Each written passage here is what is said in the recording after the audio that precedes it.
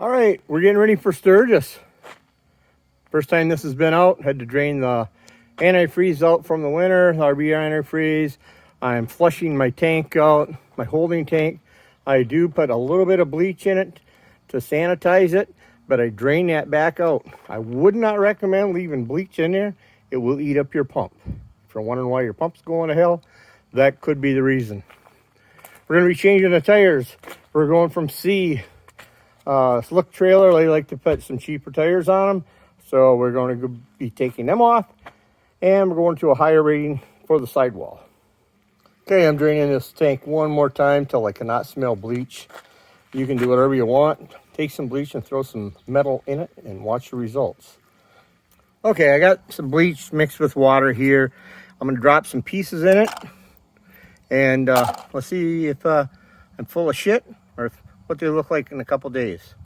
There's where the bleach was. I just dumped it out. That was bleach and a lot of water. This is what the parts look like after 1 week. That was brand new 1 week ago. That wire is aluminum.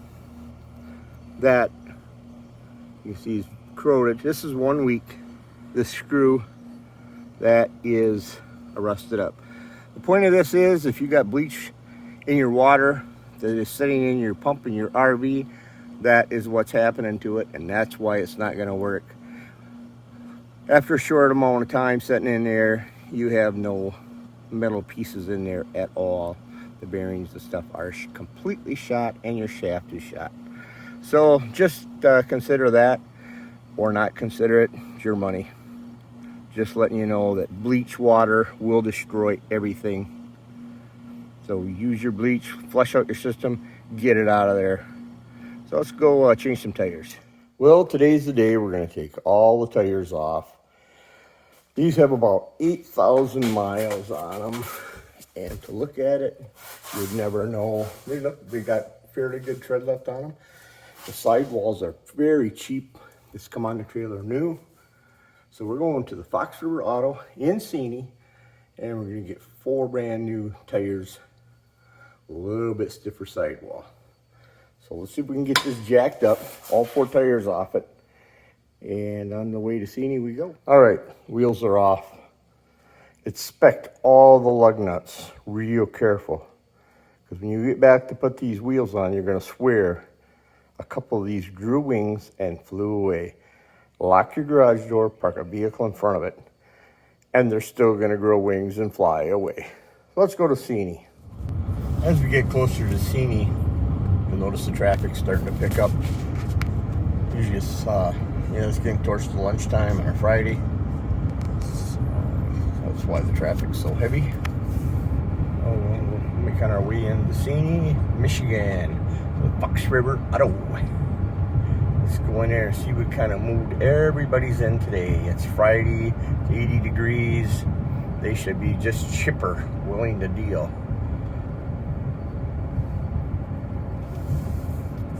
Okay, we're at the Fox River Auto, Seney, Michigan. He is the big seller of the Boss snowplows, master mechanic. Let's go in and see what kind of mood he's in today. I don't know if he's going to allow me to record in the store or not. So here they have a trailer torque part up here, so I thought I'd show you what goes on. When you put your grease in here, it goes all the way through. See this little hole back here? And that is where the grease comes out to start putting grease into your bearing. So in case you're wondering where all that grease and when you was going, where you pumped it in, goes all the way through this, and it comes out there. A little education today by Ray. We are up here with the legend, the owner of Fox River Auto, Elijah. Elijah, how long have you been in business here? 38 years. That means a lot of knowledge to me. Elijah's going to tell you. I've seen a few things. Oh yeah, he knows everything about everything. Not quite. Pretty much. We're still negotiating on price on the used tires. It looks like I might have to take them back with me. But Elijah wants to tell you the difference in tires and how old they are and where you can find it. So when you go to buy a trailer tire, some of the things you want to look at is the ply rating on the side of your tires. Many times the trailer manufacturers, if they can save 25 cents a tire or $2 a tire, they'll put the lighter duty ones on. I'm going to show you how to tell several quick ways if you don't know whether you got a 6-ply or an 8-ply.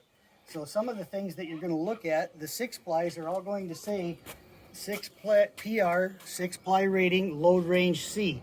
Everybody wants to look at how many plies are actually there. You look over here, it says 2 steel, 2 polyester. That doesn't mean anything. Go by what it says. It's a rated for 6-ply tire, load range C. The other thing that it'll always tell you that it's a C or a D, C's have 50 PSI maximum, and a load range D, like this one, is going to have a 65 PSI rating maximum. So the other thing you want to know too is the age of your tires. So when you look on the side of your tire, you will see a DOT number. Only on one side of the tire, you'll see 4 additional numbers that are etched in like this. This gives you the date of manufacture of the tire. This tire was made the 30th week of 2015. So no matter what tire you're looking at, you can tell the age if it's a passenger car or a light truck or a trailer tire. It has to have that on the end of the DOT to give you an idea how old they are. They say not to run a trailer tire on a trailer that is more than 6 years old because you're starting to get to where the trailer tire can come apart. So typically, I would suggest changing them, especially on an RV or a trailer that's got nice fenders on it, because if that trailer tire comes apart, you're not going to have a nice fender anymore. So be wise when you buy tires, pay the little bit extra. We only stock the 8-plies in these tires because they only cost a few dollars more than this, and I'm doing my customers a favor by moving them into an 8-ply. You can never overply on your trailer. Thanks, Elijah. Okay, we're going to add some grease to our bearings. So what you're going to do is you're going to clean this grease out of this area. You're going to pump it, as we showed. That grease goes all the way to the back. We're going to slowly spin this around while we're applying grease. If you got an automatic grease gun, don't use it. It's going to pump it in there too fast. It's going to blow your seals out. Take a regular grease gun, pump it in real slow. If it's cold out, I wouldn't even do it. So let's add some grease. We're going to pump it in real slow and we're going to move on. Okay, that's the end of this video. We went over what bleach water can do to your pumps in your RV, tire information, so you know how to inspect your tires, see what year it was made, if it's rated high enough for the load you're carrying. We are going to be staying at Glencoe. We decided this year, so stay tuned. We're going to have lots of shorts coming from Glencoe and lots of videos coming from Sturgis. So I don't know what our next video is going to be. We're going down to meet with Adam Sandoval in Wisconsin on the Great American Convoy. So let's see what pops up next. So please subscribe. Stay tuned.